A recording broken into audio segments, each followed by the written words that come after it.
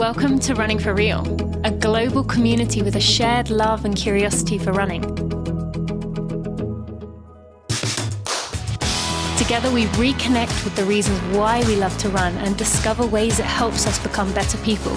Whether it's the quiet moments of a morning run while the rest of the world still sleeps, or befriending the strangers next to you at the start line of a race, we are here to connect with others who see running as the common thread that weaves our lives together. Come join me, Tina Muir, as I talk with people from all walks of life, united by a love of running. Hello, my friends. Welcome to episode 302 of the Running for Real podcast. Thank you for joining me today. I'm excited you are here, excited for you to get to know these two guys who I have on the show today. And also, did you get a chance to listen to episode 300 yet? It was a special one for episode 300, someone I've been wanting to interview for many years in Reshma Saujani. And it was a fantastic conversation. She opened up in a way she hasn't really done so on other podcasts, and it was really enjoyable. I hope you enjoyed that one. And if you haven't listened, be sure to go back and check that one out. Now, today, I want to let you know and let us get a bit of insight into the lives of these two guys that I got to meet in Boston. I had an impromptu conversation with Sid Baptista, both guys I'm about to mention, some other people from their running group, and it was just such a powerful moment for me, one of my favorite moments of the whole weekend. And I loved both of these guys so much, I wanted to bring them on the podcast to dig into their story deeper. Now, Lance Woods and Joe Robinson are the co-founders of We Run 313, which is the largest growing running club in the state of Michigan. It's also become the largest running club in the state of Michigan. They are doing some awesome things. You will get to hear the reason behind that and why they're not doing it for the reasons you might think. So without any further ado, we are going to take a moment to thank one of our sponsors. Then we'll be right on to this episode with Lance Woods and Joe Robinson. Thank you to Allbirds for sponsoring this episode of the Running for Real podcast. Now today, friends, I get to tell you about something very exciting. You may have seen on social media, I went to New York a few weeks ago for the press announcement of the Tree Flyer, which is Allbirds' first performance running shoe. I wore it in the Boston Marathon, I wore it in the Maui Marathon, I did it in a half marathon I ran recently, actually the together half that we did together. And I absolutely love this shoe. I've been wearing it for all my workouts. I am a huge fan of the performance. It has the bounce, it has the responsiveness. It is absolutely fantastic in terms of just the feedback that my body gets from wearing the shoe. But there is something even more exciting that I want to tell you about. The midsole is made from a planet-friendly blend of natural and recycled materials, which they have named Swift Foam. It's lightweight, it adds a welcome spring to every step, and it's also big on cushion and comfort. So even the toughest runs are easier on your body. It is made with FSC certified eucalyptus fiber, allowing a supportive upper hug that it gives your foot, and also keeping air flowing for these miles that we're going to be spending alongside our flyers. The external heel counter helps give you a more balanced and stable ride, so you can find your pace and forget about the rest. Now I want to tell you something about that heel counter, or the cap that goes around the heel. When they make the midsole, there are 3 little pieces of material that are left. That's it. That's the only waste from making the shoe. From those little 3 pieces of midsole, the waste pieces of midsole, they managed to turn that into the heel counter, the heel cap that goes around your heel.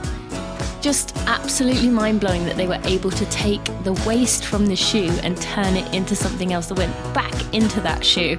I am just so excited about this. This means this shoe is very, very close to zero waste. And it is an FSC certified natural rubber tread. And it has this really nice traction pattern on the bottom that gives you that strong foothold on pavement as we need. It is really a good example of where form meet function. They have the Swift Foam midsole that I told you about, but they also have the comfort. It also is great for performance. As I said, I've been using it for my races for the last few months, and I intend to moving forward. So friends, what can you do? Go to allbirds.com. You'll be able to find the Tree Flyer there. Go check it out. You will not regret it. These are fantastic shoes. Lance, Joe, welcome so much to the Running For Real podcast. I am so excited to have you both here. Thank you for joining me today. Welcome. Thank you. Thank you for having us. We managed to turn the laughs off. We just, before we started recording, we're laughing because I say Lance. So if anyone was even a little bit confused where my accent came from, I think your name gives that away. There's no hiding that. And I was just telling you I can't bring myself to say Lance, even though I can, but I don't. So we turned the laughing off. I'm going to turn it back on again just for a minute, because the first question I would like to ask you both comes from a man named Tommy Bailey, aka Tommy Runs, who would like to know how much he means to you. Wow. Tommy is, first of all, we love Tommy, but he is ridiculous, okay? But Tommy, it's kind of the perfect question for him though, right? Right. I mean, Tommy, first of all, we talk to Tommy every day, all day, okay? Me, Lance, Tommy, Aaron, Shannon, Ernest, and Gary. We have a group chat that is infinitely active. And Tommy is if not the biggest reason why it's active, he's a big reason why it's active. But on a serious note, Tommy, this is just like Tommy to make us talk about him. He's not even right. You know what I'm saying? How much time we gonna spend on this, man? Right. I'll say this real quick, then we moving on, man. But I ain't saying nothing.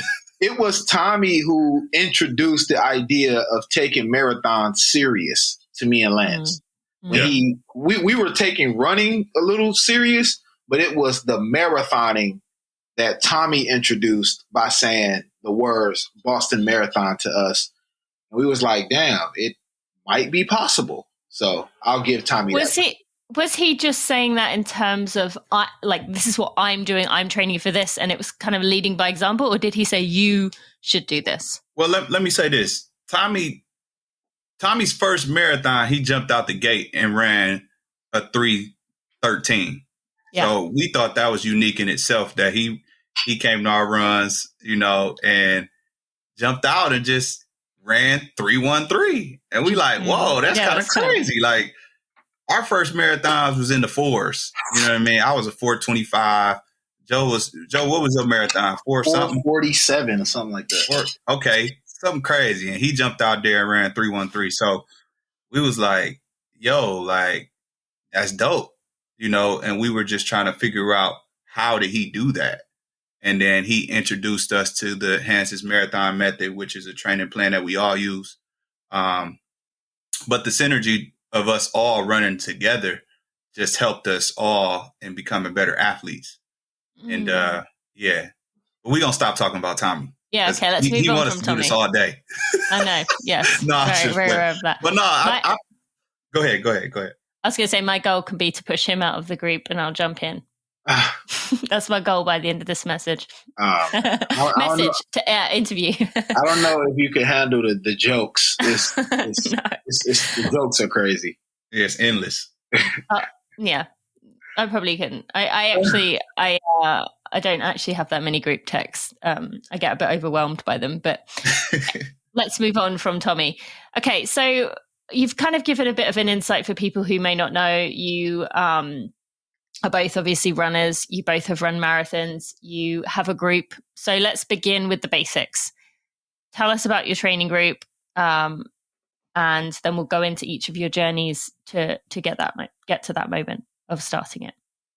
Are you said tell us about your training group or our running group? About We Run 3:13. Okay, because we do have like a training group as well, and that's that group of guys that I mentioned. So that's like our unofficial marathon training group that me and Lance are a part of. But We Run 3:13 is social running club that connects like-minded individuals through running to build a healthier and happier community.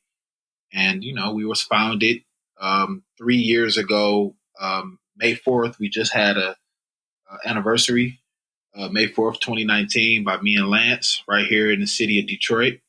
And we just been growing ever since, connecting and building and running with the community ever since. Mm-hmm. Anything you want to add there, Lance? Yeah. So when you talk about, so there is a distinction between like a training group, because our group runs is for everybody, right? So we're for runners of all levels, all ages, all races, all paces, whatever the case may be. We're a community-based organization that helps people to keep moving and to stay active. So everybody doesn't really take running as serious as us. So like there's where that smaller group that came in with me, Tommy, Aaron, Joe, Ern, Shannon, Gary, the guys that like have these moonshot goals of like reaching Boston or completing all 6 stars of all of the world majors, different things like that. So we're a smaller group where we train through the winter. We go through these marathon plans and try to continuously get better. But our weekly group runs isn't about that. It's just about bringing people together and encouraging people to run, something that you can just lace your shoes up and get out the door, But also it's fostering this whole idea of community and utilizing running as a tool to do so. So, that happens every Tuesday, Thursday, and Sunday. However, in the midst of these community runs, there's people that start to love running a little bit more. And they get into it where they start to do races, because we introduce racing to the running community, whether it's a 5K, a 10K, 10-miler, half marathon. Those are some of the races that we do throughout the year. And as they continue to do it every Tuesday, every Thursday, and Sundays for our long runs, people become more, acclimated in the sport of distance running, So, but that's pretty much what we're here to do, and Joe described that in the mission. Yeah, thank you both for the pieces you added to that to help paint a picture of what you're doing here. And I just want to, before we go into it just a little bit deeper, recognize what you've been able to do here. So I was reading something you wrote a few weeks ago, and you said that it's the fastest growing running club in the state of Michigan. And in 3 years, you have expanded to over 2,100 runners, which on Strava, as far as I read, is the largest run club in Michigan. I mean, when you hear about like Alison Desir talking about starting Harlem Run, and she talked about the first 6 months, 1 to 5 people showing up and it building from there. But still, do you take the time to, seeing those numbers or seeing your groups that show up, like you today is a track workout day? You said 2-mile repeat day. No. 2-mile Tuesday. 2-mile Tuesday. Isn't today Monday? No, today is not Monday. That's where I was getting myself confused. I was like, I must have got that wrong because it's a Monday today, but it's not. It's a Tuesday. So yeah, 2-mile Tuesday, which makes sense. You have a lot of people show up. I've seen pictures. How often do you step back and think, wow, like we did this? And yes, I'm sure you're going to say other people were involved. This was a huge community effort. But that's pretty impressive in 3 years to build a group that big. Like, do you step back and take a moment to think about that? I guess I'll say something and then Lance, you can tell your side of it. I don't take it personal like that, because it's kind of like, I don't want to get too deep into belief systems and things like that. But I would just say this: I think when you are doing what's right in your life and when you're living the right way, and when you have an honest intention about what you want for people and what you want to do for people, things like that happen. I love that. When your intentions are right, or when your morals are intact, when you are doing things for the right reason, things like that happen. You know what I mean? When you've been giving sweat equity back to, let me get a little deep. When you're giving blood, sweat, and tears, that's why they say that blood, sweat. I've given my blood, sweat, and tears, right? when you're giving those things back to the universe, when you're giving those things back to when you're giving them back to that thing that gives you all the things that you want and all the things that you need and desire in your life, when you're giving back that blood, sweat, and tears, you get that fulfillment, you get that creation, you get the ability to help people like that on a massive scale. And especially, I got a message today about me and Lance. Somebody messaged me and said that, yeah, I didn't realize that I could have a local hero until I came to We Run 313 and met you and Lance. Thank you guys for all that you do and things like that. And it's like, I say this all the time. I'm just going for a run.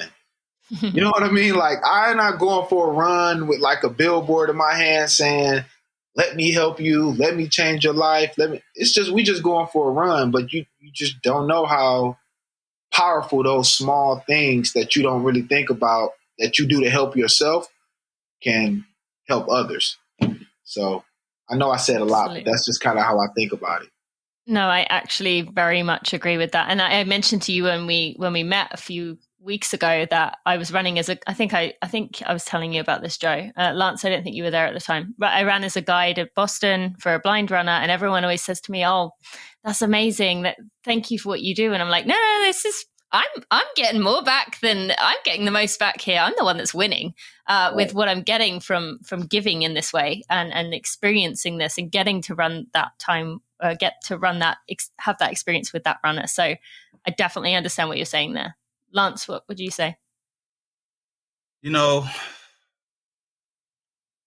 Sometimes I think we get so caught up in the work that we don't take a step back.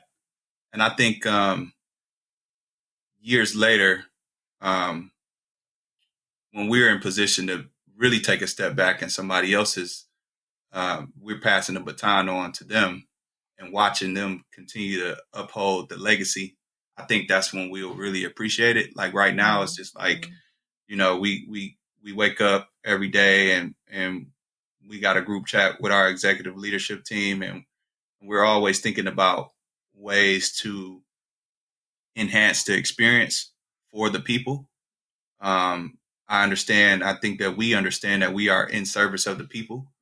And that's just like what we focus on, like I don't think we really too much focus on the numbers. It's just about impacting one person at a time. And, when you take that approach, it just sprinkles on to other people. Yeah, and for sure. Yeah, that's kind of how I look at it. It's like, yeah, like sometimes, people will send me different things or be like, yo, you should frame this. This is a legendary photo or this, that, and the other. Like, I don't look at it like that. I just want to do the work as long as I can. That's it. I love the two different approaches you both had there. I mean, you both obviously very humble, able to say that, I don't want to just be like, oh, look at me, how great I am, and I built this thing. But at the same time, yeah, I hope there is some part of you that can, maybe not with the numbers specifically, but say, like, we're doing good here. And I hope you are proud of like the work you are doing. I mean, I even watched a video of you earlier doing the asphalt yourself. Was that like outside where you meet or? Yeah. Yeah. So yeah, we wanted to make the space a little bit clean. Well, a lot of bit cleaner and a lot of bit better as we launched the season. Yeah. And, we got out there and learned a new skill. I know, that's pretty cool. Like, what a good we lesson. Didn't know what we were doing, but we was determined to figure it out and get it done before the big day. And I loved it. People appreciated it. Now, digging into the fastest growing running club in the state of Michigan and how it's become the largest run club, is there any part of either of you that thinks, that's a compliment, but it's also a bit of a shame that all that untapped potential, all those people who could have been running all those years are only just discovering it right now? Like, imagine if we, maybe even both of you would have known about it when we were younger, or how that could have helped things in the past. Have you ever thought about that? Well, I told Lance before, I'm like, bro, if you would have started running like in middle school or high school, you probably would have been like an elite runner. So I did mention that before. Yeah. I mean, because Joe started in, you started in 2015? 16? Yeah, we both started around the same time. I tried running in 15, but started trying to put a group together in 16. Yeah, we both started running around the same time. But when you talk about the like largest and fastest growing run club, it didn't take us 3 years to become that. Like, we're just 3 years old now, but I think within our first year, we became the largest run club in the state of Michigan. But that goes to speak about our networks and our influence in Detroit in general, not just around running, because the people that come to run with us, they run walk. They run walk 2 miles. Like I said, we're here for everybody. We're just trying to keep people moving and keep people thinking about their health and keep thinking. I mean, just introducing specifically Black people to the sport of distance running, because that's not a thing that's really introduced to our communities. And what Joe and I noticed about running is that it's so much more than just the running. It's a time for you to have a place of solace to just get in tune with your own thoughts and emotions and spirituality, all of these different things. And those were things that we didn't understand as to why people were running in the first place. So once we understood that, we just wanted to share with others. And now that we have created a space where we're sharing it with others, those people are starting to find that within themselves, and it just continuously grows. It just it just magnified to a bigger level. And I think it's just, on top of that, it's the way that we do it. There's people that run, but you can have a bit of uniqueness into how you do it that makes it just dope. You know what I mean? You got to come with it. Like, you got to come with some cool stuff to keep people out there running. So just enhance the experience as much as possible to make people not think so much about the running and everything else. Yes. Joe, anything to add? No, he said it. He definitely said it. With that there of both of your running journeys, I want to dig into that a little bit more. Before I go into that, though, Lance, I read somewhere that you were the youngest Black man from Detroit to break 3 in the marathon. Is that correct? I don't know if that's true. Okay. I don't know if that's true, but I believe it is true. Let's say one off, maybe then. Could be like one off. But again, is that a compliment, or is that we've talked on this podcast and in the other podcasts I host with Knox Robinson about the list. My listeners are well aware of the list for women of breaking 3 in the marathon. But is there also that part of you that's like, this shouldn't really be the case, where, someone should have broken 3, years and years ago? Do you think about that part? Well, so let me break this down a little bit. So when I look at it like that, I'm looking at it as, okay, I'm from Detroit. I was born and raised on the west side of Detroit. Educated through the Detroit public school system. So Detroit is a very prideful city. And when you talk about Detroit, anybody that say they're from Detroit, they're going to ask you 1 or 2 questions. They're going to ask you, where are you from? Okay, well, you from the east side? You from the west side? Okay, what school did you go to?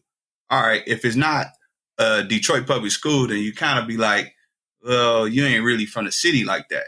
So for me, I don't know nobody that was distance running, whether that's old or young, especially. And then when you get into distance running, people who have qualified for Boston, I don't know nobody. People who have broke 3. Even if you ran for Boston, even if you ran Boston and you from Detroit, did you raise money to get in, or did you qualify? And if you qualified, were you in this 18 to 34 age group, which you would have to break 3? I don't know nobody. I've done all the research. I can't find nobody. So 9 times out of 10, I may be that person. So that's why I said that. But I just kind of wanted to break down those layers so you guys can understand what it is.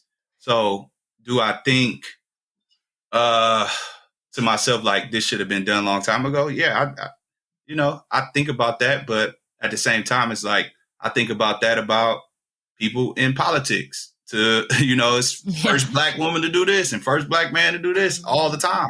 And you think like, wow, this is just now happening. It's 2022.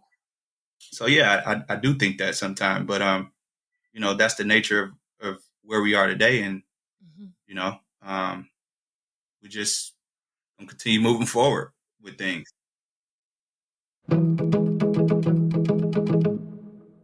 Thank you to InsideTracker for sponsoring this episode of the Running For Real podcast. I have been using InsideTracker for many years now. I've taken 12 tests in the years that I've been going.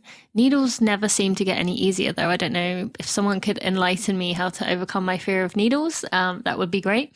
It's never been any easier, but that said, I still geek out over the opportunity to go again and get a little bit too excited about going to get my tests so I can see my results and see how things have changed. Now, today I wanted to talk about the fact that I've mentioned to you about getting these biomarkers, about them being, when you get them back, they're put into categories of optimize, needs work, or at risk. So you know which areas to put a focus in, which areas you're doing really well in, which foods to add in to change those, to move all of them more towards optimized. And the app and the website just make it really easy to track how you're doing over time, and just to make sure that you are getting the most out of what you're eating and the lifestyle that you are living based on the way you want to live it. They're not going to tell you anything. Like, I'm a vegetarian. They don't tell me to eat meat. I have that set into the program so they know not to suggest meat to me. Now, I want to talk today. There's many different ways of looking at your blood work, which is really cool. There's an analysis and recommendations, which is more of what I've told you about before. There's also a table view, so you can see the numbers, see reference ranges, you can see previous tests that you've had, and it's just broken down in a bit of an easier way, so you could potentially take it to your doctor or take it to someone that you were going to see. You get to see all of the biomarkers together, see how they rank, see which category they fall in, whether their needs work, optimized, or at risk, and it's just really easy to do. So, my friends, as a friend of Running For Real, you can get 20% off InsideTracker by going to InsideTracker.com/Tina. If you feel like you just can't quite get a grip on your body, it just feels a bit off, this is the time to go check it out. You can go to InsideTracker.com/Tina, get a look at what's going on the inside, and then you can figure out exactly how to make yourself feel better, because that's something we all want, right? Go to InsideTracker.com/Tina. Yeah. Well, and what you're both doing is obviously trying to change that so that 2022 or from 2019 onwards is making strides towards breaking down as many of those barriers and as many of those firsts as possible, so that more people can follow along in their path. Absolutely. I want to break down both of your own stories. Joe, I think you said a minute ago, was it 2015 you started running? I made the attempt. Made the attempt. Do you want to explain that a little bit more to us? What does that mean? I made the attempt. I had went to Los Angeles for the first time in 2015. Mm-hmm. And it was a culture shock to me because it was February. And here in Detroit, it gets dark at like 4:30, 5 o'clock p.m. And it's cold, gray skies, and there's no foliage or anything like that. So when I went to Los Angeles for the first time, everything was the total opposite. Sunshine all day, clear blue skies, 70, 80 degrees. It was grass on walls, right? It was crazy. It was grass everywhere. I'm like, wow, this is crazy, and this is very motivating. So I'm like, man, I got to do something with the way I feel. So I just went down to Venice Beach along the boardwalk, and I just ran really fast, like sprint, like real fast. And I just kind of like passed out, and I was like, nah, I'm not doing this no more. And then in 2016, I kind of was like, well, let me see. Let me try to run a mile and see. Was it because a year ago that had left you curious, or like why in 2016 when you were like, oh, let me see why? Well, that's a good question. Nobody has never asked me what made me go back to it. I don't know. I always yearned to be like the best version of myself. I've always thought about what can I do to be a better version of myself? What can I do? What can I do? What can I do? Can I educate myself? Can I eat better?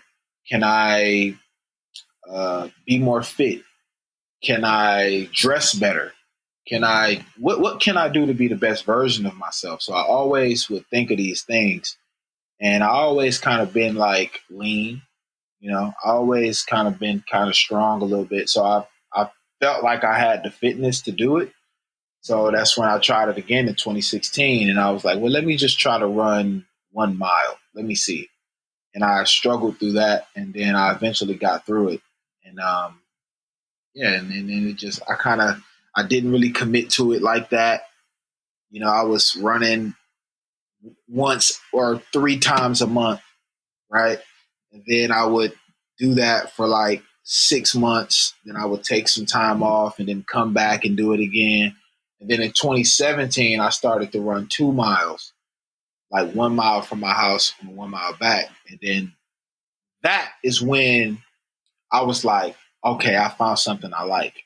Because I started sweating like profusely. I sweat now. I sweat hard now, like when I run now, if it's hot outside. But I started sweating a lot, and I had never sweat like that before. So I was telling myself, like, man, I feel like I'm like sweating out like toxins or sweating out something. I feel like I'm getting rid of stuff that's been inside of me for a long time, just by sweating. And also, I started to feel better about myself because I was now doing a thing that I thought I could never do, which is run 2 miles straight. So I started to develop this high self-esteem, and it just felt great. And ever since 2017, I've been on it ever since. Thank you for sharing that. And we'll catch up from 2017 to now in a minute. But Lance, I want to talk about your beginning there. So, Joe shared his. What did your entrance into running look like? Yeah. So I started running in September 2015. My best friend, Rodney Suttles, he started this Sweaty September initiative. And basically just getting people reacclimated to their fitness goals that they start in like January. And September roll around, people aren't doing the things that they, once committed to for their New Year's resolution. So I was just really helping them out, promoting it on social media and whatnot. So in promoting it, you could run, you could jog, you can hike, you can bike, you can do all of these things. And running was something that I'd never done. So I jumped out there and started running. And I tried to do a mile, sucked at it, didn't know how to pace, didn't know how to breathe, didn't have proper running shoes, none of those things. But I was helping out a friend. So I wanted to get my mile done. I got it done. I actually got a video of it. It's on social media. But from there, I just kept promoting Sweaty September. So every other day I was getting outside to get a run in to help with the promotion of that. And as I got out there every other day, I got better with running. And like Joe said, I didn't stay consistent after September. I mean, I kind of started falling off once it started getting cold outside. In Michigan, it gets really cold. So I was not training over the winter or nothing like that. So then I picked it back up in 2016, kind of the same thing. And then 2017, I kind of stayed more consistent. And I was able to do my first 5K, my first 10K, my first half marathon. And once I started getting into the racing aspect of it and collecting medals, that's when everything changed for me. That's when, that's when I was like, okay, this can be a hobby for me. Once you go past, 8 to 10 miles, you unlock a different thing with running. And I think 2017 was the first year I experienced like runner's high and what that even was and different things like that. So I was recording my thoughts during the runs. I still have audio recordings of some of the things that I would say, and I'm like, wow, this is pretty cool, because some of the best ideas that I had and some of the best thoughts were coming to mind in that space. And I was like, man, this is something I'm gonna continue to do for the rest of my life. That's how it started for me. One thing that there's obviously a lot, as you know, of similarities between your timing, between the way that you feel, the things that you realized in running. But you both mentioned there about the inconsistency at the beginning. And that's, as we know, as you know, especially with what you've built, that's a very common thing for someone starting running to kind of start, be really maybe energetic. I'm going to do this. This feels great. Then fall off the bandwagon, even maybe stop for a while, come back to it. I'd love for you both to just give a little advice for someone who is feeling dejected because they are inconsistent and they hear stories about, you both going from, you said, well in the 4-hour marathons to now. Joe, did you dip under yet? I'm sorry. It's like, no, my fastest run was a 3:05. My fastest half marathon I just ran was a 1:21. Yeah, which definitely is, you're ready. But people might hear that and think, well, that's not me. But you both started with that inconsistency. You both tried it out, thought this isn't for me. Maybe this isn't my thing. It's never going to be my thing. I would love for you both to talk a bit about that for someone who is feeling like this isn't for me. Whoever wants to begin there.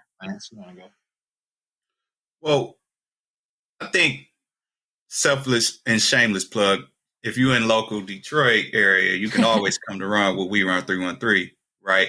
Because when Joe and I first started running, that didn't exist for us. So I think that's where the inconsistency was because we didn't have anybody to run with. Yeah. When you got hundreds of people to run with, when you got hundreds of people that is going to show up and hold you accountable to do something, then you kind of remove yourself out the equation and say, I just need to show up. And once you show up, then you're going to do that thing, right? That's kind of like having a personal trainer for free. A lot of times you don't want to go to the gym, but you gotta, it's beyond you, because that person is going to be there at the time that you're supposed to be there and help you get through it. So just in having that, I think that would have helped us out a lot. But yeah, even if you don't have that, I think joining some type of virtual group would help. Or following run clubs on social media if you don't necessarily have one available at your disposal. That'll keep you consistent. The best thing is putting on your shoes and getting out there. And once you get out there, you'll find yourself within the run. But being inconsistent when you first starting out, that's a part of it. But as you set goals for yourself and say, hey, I'm gonna run 2 days this week, or you consistent with those 2 days, ramp it up and go to 3 days a week, and then from there you'll develop some consistency with that, and then just take it one day at a time. That's what I would say. It's good advice. Thank you. What I would say is, man, it was first thought to say come run when we run 313. I was like, because it. And I don't want to say the same thing Lance said, but it makes it so much easier because running never gets easier, right? Yeah. And Tina, you know this. You were a career runner. It actually 1 mile is 1 mile, whether you just started or whether you're an elite athlete. Mm-hmm. Okay, so 1 mile is 1 mile. It never changes. It's 1 mile, man. It never changes. So, but when you are running with people, it's this thing of, it's just so if it wasn't for Tommy, Aaron, Lance, I wouldn't be to the point where I can run a half marathon in an hour and 20 minutes. Not at all. Yeah. I would have never got to that point. I mean, who knows what happened, but I'm going to say that I could have never done it. Like running with people, like the accountability, like, you know, the you preparing yourself because everyone else is prepared. And I'm saying on Sundays when we go do runs and we're talking about it in our group chat, and then Shannon might say, "Oh, I'm running some tempo today," or somebody might say that. It's like, well, damn, let me be prepared because I don't want to get left behind. I want to be just as strong. I want to be in the front of the pack with my group, with my guys. So for a person just starting out, I would say, like, you know, get with a group because the encouragement is there, the camaraderie is there, the accountability is there, the shared mutual commitment of showing up. Okay, I know that this person is not going to miss 2 Mile Tuesday. I have goals in my life. This is an example. I want to lose weight. I want to get better at running. I want to get my cholesterol down. I want to do whatever I want to do. I just want to be a better runner. I want to learn how to do it. I know they're going to be there. I don't want to be the one that is not showing up, making excuses. You know, so let me be there. You know what I mean? So if you can't get with a group, get with a friend, trying to convince your husband or wife to go out and do it is tricky. But get with a friend, get with a coworker. I was dragging my cousins out. They don't run at all. This is when like I said, I was trying, and Lance was putting together these tiny groups well before we run 313. I was putting together these very, very small groups of just, I'm convincing my cousins, hey, put on some basketball shorts and come with me for the benefit of them too, because I wanted to share what I got from running. But that was really to help get me through the run. That was for me. You know, I was trying to get myself through it too. And I know if I could run, if I could pace with somebody or somebody to tell me you almost there or keep going, we almost there, you can do it. Or, you know, or if I could say those things to a person, because they say one of the best ways to retain information is to teach. So through teaching, you basically making yourself smarter, making yourself feel better. So I would just say really just get with a group, and if you can, and if you can't, just keep going, and you will be that group for someone else.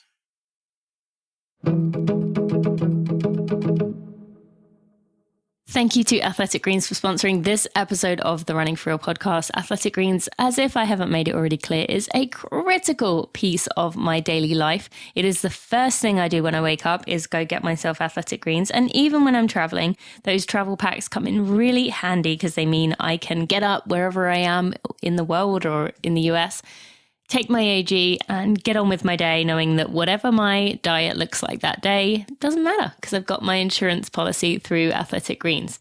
So AG1 is made from the highest quality ingredients in accordance with the strictest standards, and it's been obsessively improved based on the latest science.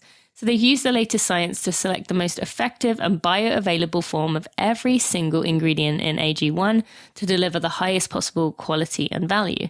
Now that's 75 vitamins, minerals, and whole food source ingredients in every scoop. It is NSF certified, and they've made 52 iterations to this to just keep getting it right. Now, every AG1 scoop is like 9 health products in one. It's going to give you the equivalent of a multivitamin, minerals, probiotics, and more. So if you find yourself taking pill after pill after pill, this is one way to solve that. You can take everything in one go, except the vitamin D does not come in AG1, but you get a 1-year free supply when you sign up using my link, which I'll tell you about in just a second. So 1 scoop or a travel packet in 8 ounces of water, although I personally like 12, every day, and that's it. That's better than pills. That's better than capsules. This is optimized for everyone, and it is just been a life changer for me. I really cannot speak highly enough about Athletic Greens. It's not just me either. Lewis Hamilton takes it, Tim Ferriss, Michael Gervais.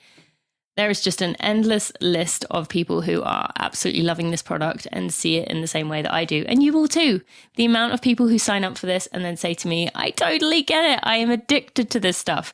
You will see why. So you can go to athleticgreens.com/Tina to get a 1-year free supply of vitamin D3 and K2. And you'll also get some free travel packs with that. Go to athleticgreens.com/Tina.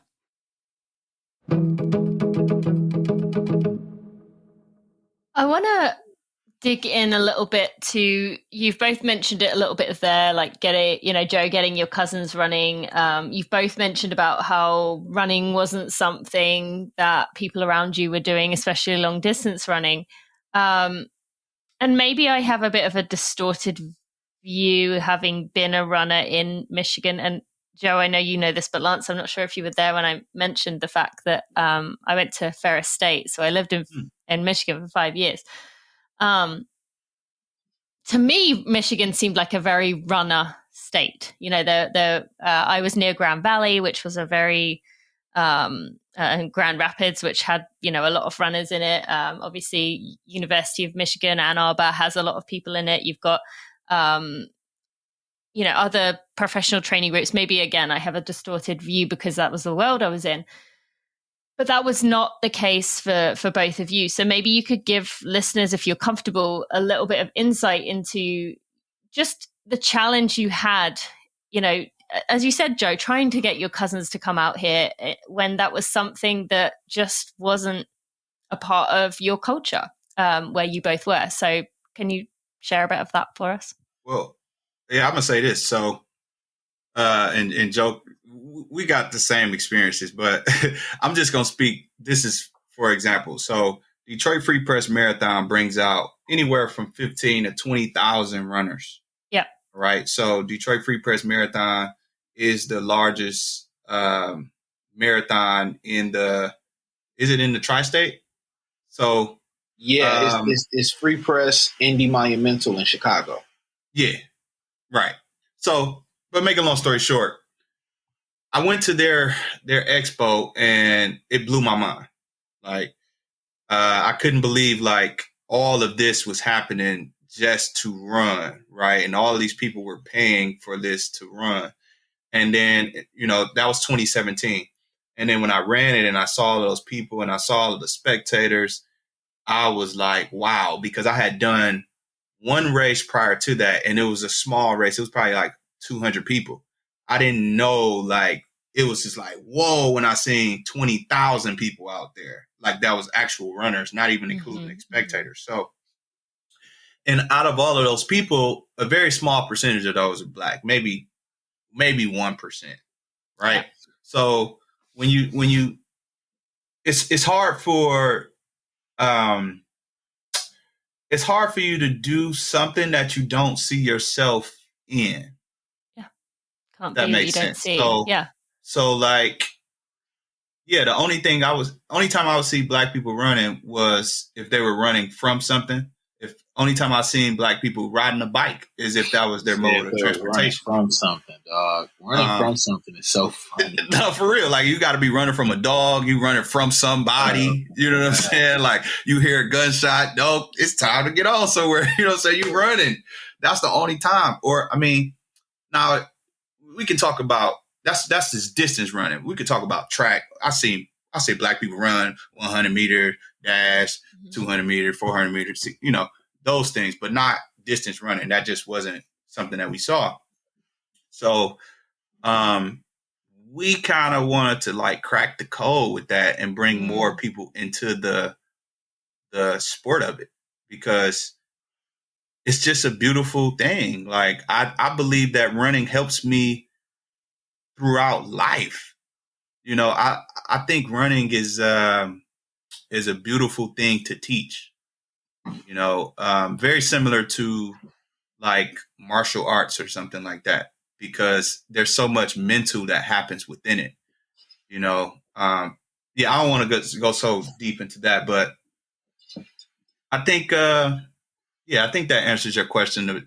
Yeah. It's just hard to see yourself doing something that you don't see many people that look like you doing it. So it's like, okay, now you have to step into it, and now let's bring others into it, so it can be easier for me to stay in this space. Yes. So the question was, what were the challenges of starting to run in area, in a place where that's not the culture, right? Yeah, and just not only you starting, but also bringing other people in when you're facing a challenge to even get them to try it. I mean, that's a lot. It's hard. I'll tell you this. So, do you know how Velcro was invented? Mm-mm. No. All right, it was a mistake. It was like a mistake, right? And long story short, they made Velcro, and Velcro kind of changed like the shipping industry because they were able to put packages together different. It very well changed the clothing industry because you didn't have to invest in metal zippers and buttons anymore. And so one thing the guy who started Velcro said was, wow, this Velcro was the thing that the world needed that they didn't know that they needed. Right? So, and it's funny because I hang pictures with Velcro. So 3M, they got the thing where you can take a sticker and put it. So I use it all the time. And that's kind of how like it was for me for We Run 313. It's kind of like nobody ran here like that, but the people want to be better. Mm-hmm. Like, I mean, we got like these disparities in the ghetto where it's fast food on every corner. And it's the same no matter you in St. Louis, right? Yeah. Right. Mm-hmm. So I've been to St. Louis. It's the same thing. Everywhere. Absolutely. In the ghettos of St. Louis, it's the same thing. Fast food everywhere, liquor stores everywhere on every corner. So like people live with those disparities, those health issues by circumstance. Yeah. Right. So not we set up are to succeed. Yeah. Yeah. Like naturally we're a healthy people if we do things the natural way or as close to nature as possible. But we have to live ill by circumstance. And people, they don't want to live in pain like that. Nobody actually wants to do that. But they go through that because, like I said, of the circumstance. And people want to express themselves. They want to get out of that. They just don't know how. They just don't really see a way out. And it's very difficult when here in Detroit, the median income is $27,000. It's under $30,000 for the average citizen. It's very difficult when you don't make a lot of money, right? And you can't really go to different areas where they have better food options, or they got better community centers, or they got better track and field. Our high school track and fields on the east side, I mean, they're just like dirt rings. Yeah. It's just a dirt ring. Now, don't get me wrong. You do have schools like King High School has a really nice track. Yes. It's about 3 of them. I don't have to name all of them, but at one point Detroit had how many high schools? Like 40 or something like that. We had a lot of schools. Detroit city was a city built for over 1 million people. 2 million. But anyway, don't get me started on history. I can talk history all day. But anyway, going back to the point, people want to be better. In Detroit, they just don't always have the means. And means are not always financial. You know what I mean? Means is the food. Means is you might not feel comfortable running past the abandoned houses on your street. In the suburbs or somewhere or me and Lance, sometimes when we do our tempo runs, we run down this street called Outer Drive. And no matter what part of town you want, Outer Drive is nice. And we pick Outer Drive because it's nice. But that's not even 1% of the streets in Detroit. Like, you know what I mean? So people don't feel comfortable running past those alleys. They don't feel comfortable running past those abandoned houses. You know what I mean? They don't feel comfortable. They just put 10,000 speed humps in the city of Detroit. They don't feel comfortable running down the street because they just put those speed bumps out. Prior to that, people mashing the gas down the street like a freeway. Yeah. You don't even feel comfortable. So we want to be better. We just don't. We didn't always just have the means. So I think We Run 313 was that thing that kind of gave people the opportunity to be better. And I think that's why it works. One reason why it works. There's a lot of reasons. Now, Joe, you mentioned that you were getting your cousins out, getting other people out, and you mentioned that Lance was doing a similar thing, getting small groups out to help. You were trying to help yourself stay motivated. Right. Were either of you consciously aware at the time that you were trying to change what you just said there? There's those systemic pieces of racism that are embedded in everything that make this even harder on you. But were you both aware that I could use running as a way to maybe not change everything, maybe not change a lot of it, but change something? Was that a conscious thought, or did that not come into it until later on? I'll say this real quick, and I'll be brief, and then let Lance get to this point. I did think about me and my cousin, and I did think about the elders in our family that don't have any healthy habits, physically healthy habits.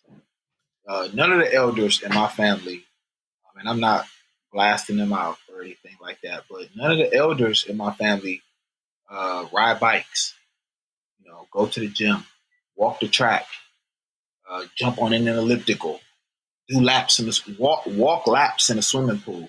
Nobody. So I did, and I do recall mentioning to my cousin, like, yo, we have to be the ones that create these healthy habits so that our family members and those behind us can come up and see what we're doing, and they can get inspired and try to do the same thing. So I didn't think of it as a macrocosm change. I more so thought about change on an atomic level. But atoms make the whole. So absolutely. I think as we got more into it and we started to see the level of responsibility, then it became a trickle effect, and other things kind of spiraled out of what we created. Right? We already knew these things. Joe and I are pretty conscious people and understand like the systemic oppression that exists not only in Detroit but all across America. And with running, it's a way to bring all of these people together. So now it's like, okay, well, how can we educate people while we have them in this space, right? So the thing about running is like, okay, after you run so much and after you've lost the weight, you start to think more so about what you are consuming. And you start to think, how can I continue this healthy lifestyle that you are creating for yourself? Because it's no longer I'm just running to look good for the beach this summer.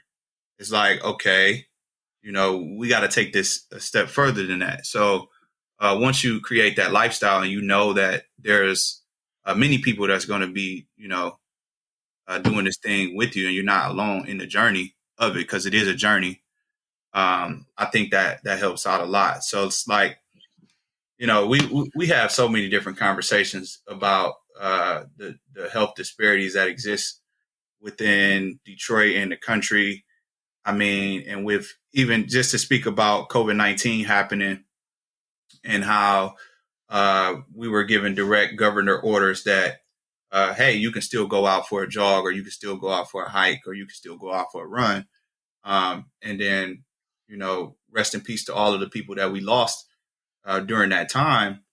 But it was just a big magnifying glass on why health matters in the first place, and why, when it's all said and done, at the end of the day, the only thing you have to rely on is your own self-defense. And that's what you do for your body, what you consume, how you treat your body at the end of the day. And, I think that kind of sparked people's minds on how they take their approach to healthy living in general. So it's like, as an organization that's going to continue to be, out here in Detroit, not just in Detroit, locally, nationally, worldwide, just pushing this narrative of just healthy lifestyle, you know. Yeah, I just think that is very important, you know. Yeah. Thank you both for sharing that, and giving some. I love the thought that you both put into your answers. Like it's really really clear that these are things you've thought about, but also you're taking the time to consider how to put this in a way that it is digestible in a 1 hour podcast, because that's not easy to do. This is something that you could talk about for hours. Okay. I'd love to know, doing this on with both of your worlds. I don't want to go over the story of how you met. You've done that many times. How did you feel when you both realized you had one another, and you've both been trying to do this within your own lifestyles, trying to get people on board? How did you feel? Not even just maybe yourself, you can add in some of the other people that you've mentioned. How did it feel suddenly having other people who had this same passion and this same determination to put health first and to get people moving, and to what became we run 313? Whoever wants to start there. It felt liberating. It felt free, because where we come from, people our age, they want to smoke weed, they want to drink on weekends, and I'm not demonizing any of that stuff. Yeah. They want to go to the club, they want to do all these things, and I'm not, like I said, I'm not putting down anyone that participates. But what are we doing to become better, though? What are we doing that our mom and dad didn't do? What are we doing? What are we doing that's going to help us in 10 years? You know what I mean? So when I met We Run 313, meaning Lance and whoever else is involved, I'm saying met like I wasn't a part of. But what I mean is when it came together and I seen the people and I seen everyone who wanted to be involved, then it was a breath of fresh air. Like, dang, these people aren't pressuring me to smoke some weed or go eat some garbage food or go hang out over here for long hours of the night. They're not pressuring me to do that. That was great. And I think that was a big change in my life. I've been in music for a long time, and sometimes that is the only nature of music, is hanging out late, smoking. Oh, yeah. So that's what it was for me. Yeah, well, for me, it was. It's funny because I told one of my best female friends, Adrian, that I really didn't want to do it. I didn't want to start the run club because I knew how much it was going to require of me. I knew the amount of responsibility that it was going to take. And sometimes when you understand that, you kind of don't, you kind of want to run away from that. Sure. But at the same time, what I did know is that, and I didn't even know Joe that long. Like, we had met in January. No, we had met in January, started running in February, launched the run club in May. Right. So we didn't even know each other like that. But what I did know is that Joe was a very strong-minded person. It don't take that long for you to pick up on people. I knew that Joe was a very avid runner, and I was not really. I really wasn't. And I knew that he had a business mind, set for it. And I started to think a lot less of myself and thinking more about what Detroit needed. Yeah. And then I made a decision, and we launched the run club. So, I kind of live by this quote that it goes, "It is when we forget ourselves that we do things which will be remembered." So, like, when you remove yourself out of the equation, it's like that's when you'll go on to build things or do things that'll leave a legacy. And I think both Joe and I have both removed ourselves because, every Tuesday, every Thursday, every Sunday isn't a easy task to show up for people, right? But you have to do it. This is what we created, and this is helping better the lives of other people, right? So we're in service of people and helping to enhance our community and in turn enhance other communities as well. To wrap it up, I would say that what I knew is that Joe has strengths that I have strengths, Joe has strengths. We both utilize our strengths together to create what we have. And that has attracted some incredible people that helps us keep this thing lifted because it's not just Joe and I. We have a leadership team, and even people that's not on the leadership team, they step up to make sure that we have all the things we need necessary to keep this thing going because it's something that Detroit and the world needs. Sure, absolutely. I'd love to pull on that a little bit more with actually the serious question that Tommy gave me, which is to wrap it up here. Let's start with Tommy and end with Tommy. What have you both learned from each other during the process? So Lance, as you were just talking about that kind of, Joe having his strengths, you having your strengths, you can maybe begin. What have you learned from him? I've learned a lot of things from Joe, man. We literally talk every single day. What have I learned? I want to pick out probably the most prolific thing I've learned. I would say is to speak how you truly feel about something. Stand on your own ground.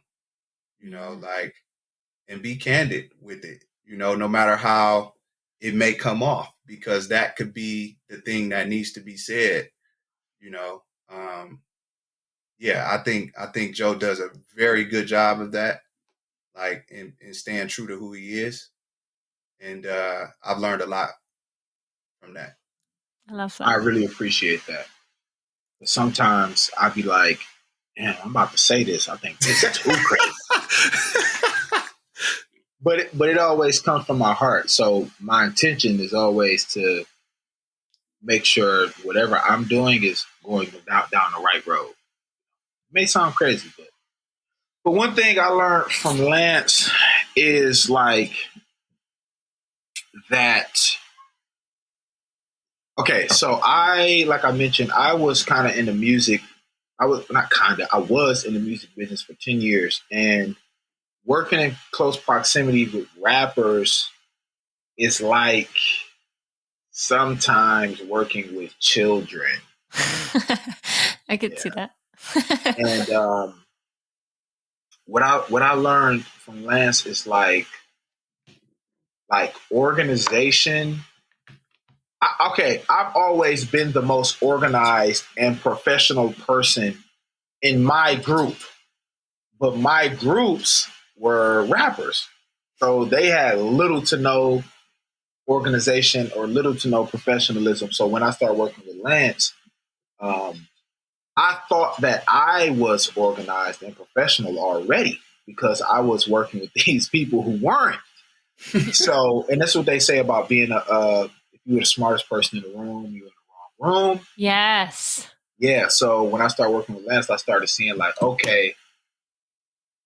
the things that Lance is implementing as far as our professionalism or as far as our organization, I've heard of these things before, but I've never done these things. So what I've learned is that is a lot of progression in actually doing these things and implementing these things. And I could name them all the time. I could name a few, like using these spreadsheets or using these calendars or using this word. It's kind of funny when they say it all the time, but to me, a standard operating procedure. It's like it sounds so studious. or doing these things. And I actually really appreciate that. And I've taken some of those things and I implemented them in my other business that I have. I have a recording studio. And now with the artists that I deal with, I take those things that I've learned and I implement them on an artist. And it is a headache for sure. It's like I'm speaking Chinese. But, and I sent Lance a screenshot like, man, you would hate it over here. But yeah, I did learn that. And that did help me hone my organizing and professionalism a little bit better and make me a better business person. I love it. Thank you both for sharing that. Thank you. And thanks, Tommy, for thinking about the question. That's great answers there. Okay, guys. So we've said we run 313. If someone lives in the Detroit area, come join. Hopefully we'll be seeing you at more events so people can maybe join up with events you have going on at the various marathons or wherever else you're going to be. Do you want to tell us what plans you have for the rest of the year? Maybe races you hope to be at so people could come say hi, or where else they can go find you? Yeah, we're going to be at World Athletics in Eugene. Oh, cool. So, we'll be around, courtesy of ASICS. So, that's awesome. Yeah, that'll be a fun time. But races around the country, we'll be at Chicago Marathon in October. We got a whole list of things that we're going to do, but I'm just thinking about outside of Michigan where we're going to be. But yeah, if you're not knowing where we're going to be, you can always follow us. We'll be posting those things on social media. So at We Run 313 all across all social media. And that's Facebook, Instagram, Twitter. You can join our 2 Mile Tuesday group on Facebook as well, where you'll get nonstop motivation from people all around the country that are seeing what we do and love what we do, and they join and post their runs and stuff like that. And then you can also follow us on Strava, join our run club there. Great. I will put links to all of those and your own personal accounts. Especially yours, Lance, you've got the double underscore, right? And I can never find you. So I was like underscore and I'm like, where is he? And then I'm like, oh yeah, it's 2. That's why I can't find it. Okay. Thank you both so much for joining me today. I truly appreciate all you are doing to make our community better, to make the world a better place. Thank you so much. I'm just so grateful you're here. Thank you so much, Tina. Good talking to you too. Thank you. Hi friends, just a quick message to say a big thank you to the Running for Real team. While I may be the face of Running for Real and the voice behind the podcast, there are a group of people who are working tirelessly to provide everything that runners could need within our community, to make our community stronger, better, and evolve and grow and learn from one another. We are working really hard to make Running for Real the place we believe it can be within our community. I just want to take a moment to thank everyone on our team. That is Victoria, Stacy, Sandy, Sally, Maria, Kelsey, Kat, Jeremy, and Erica. I appreciate each and every one of you and the hard work that you put in. Now let's get back to the show. Oh, I really enjoyed that conversation. I love their honesty and their frankness and just the ability to not sugarcoat things. As you know, I appreciate that, and I'm thankful for these guys, and I hope that was an enjoyable one for you too. Now, I want to take a moment to let you know you can find links to everything we talked about in the show notes, all those links they mentioned, how to go find them and follow them by going to runningforreal.com/episode 302, runningforreal.com/episode 302. And in there, you can also find links to our sponsors for today. Thank you to Athletic Greens for sponsoring this episode. You can get a 1-year free supply of vitamin D3 and K2, plus some free travel packs when you go to athleticgreens.com/Tina. You can also go check out Allbirds. They have those new tree flyers, which are my favorite running shoe. I wore them in both Boston and Maui. You can go check them out at allbirds.com. And also to InsideTracker. You can get 20% off when you go to InsideTracker.com/Tina. And that will help you to get 20% off the entire website. Go check out what's going on the inside. Now, friends, thank you so much for listening. I will see you on Monday for a Together Run, on Wednesday for a running reunion. And I hope you have a great week. Thanks, friends.